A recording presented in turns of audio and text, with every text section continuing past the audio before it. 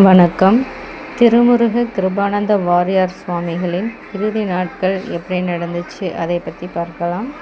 லண்டனில் உடல்நிலை சரியில்லை. 1993 நவம்பர் மாதம் வாரியார் சுவாமிகள் லண்டனில் தங்கியிருந்தப்போ அவர் உடல்நிலை கொஞ்சம் மோசமாச்சு.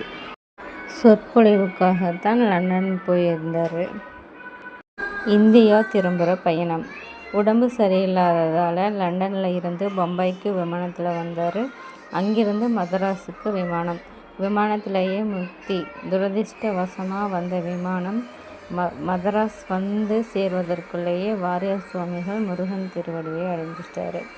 நவம்பர் 1993 7ஆம் தேதி. எப்படிப்பட்ட மரணம்னா, அவர் பிறந்த ஊர் காங்கேயநல்லூர் பாலாறுகரையில்.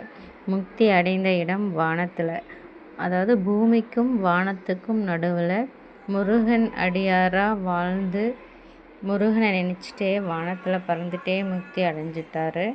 இதை பக்தர்கள் ஆகாய மார்க்கமாக முருகன் கூட்டிகிட்டு போயிட்டார்னு சொல்லுவாங்க.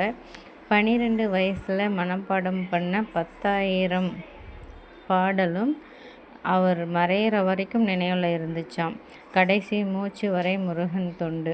லண்டனில் கூட சொற்பொழிவுக்காகத்தான் போயிருந்தாராமா. எளிமையாக வாழ்ந்துட்டு கோடி கோடியாக கோயிலுக்கு திருப்பணிகள் பண்ணினாலும் தனக்குன்னு எதுவுமே சேர்த்து வைத்துக்கல. பக்தி கதையையும் நகைச்சுவையோடு சொல்வார். கஷ்டமான தத்துவத்தை கூட சிரிக்க சொல்லி சொல்லுவாராம். பக்தி கதைகளை தொடர்ந்து 4-5 மணி நேரம் வரை பேசும் ஆற்றல் பெற்றவர். இன்னைக்கு அவர் உடலால் மறைஞ்சாலும் திருப்புகழ் புத்தகங்கள் மூலமாகவும் தமிழ்நாடு முழுக்க இருக்கிற பக்தி உள்ளம் கொண்ட அனைத்து மக்கள் மனதிலையும் வாழ்ந்துட்டு தான் இருக்கார். வாரியார் சாமி ஒரு பொன்மொழி அடிக்கடி சொல்வாராம். என்ன பொன்மொழினா, கோபம் வந்தால் கண்ணாடியில் உன் முகத்தை பாரு, நீயே வெட்கப்பட்டு சாந்தமாயிடுவ. இதை தான் அடிக்கடி சொல்வாராம். அவர் எப்பவும் கோபப்படாமல் சாந்தமாகவே இருப்பாராம். அவர் என்றும் 16 வயதுடன் சாகாத வரம் பெற்றிருந்தால் அவருடைய சொற்பொழிவை நம்மளும் கேட்டு மகிழ்ந்திருக்கலாம். அவரை நேரில் கண்டு தரிசனம் பண்ணியிருக்கலாம். அவர்கிட்ட ஆசீர்வாதம் வாங்கியிருக்கலாம். இப்படியெல்லாம் எல்லாருக்கும் தோணும். என்ன செய்வது?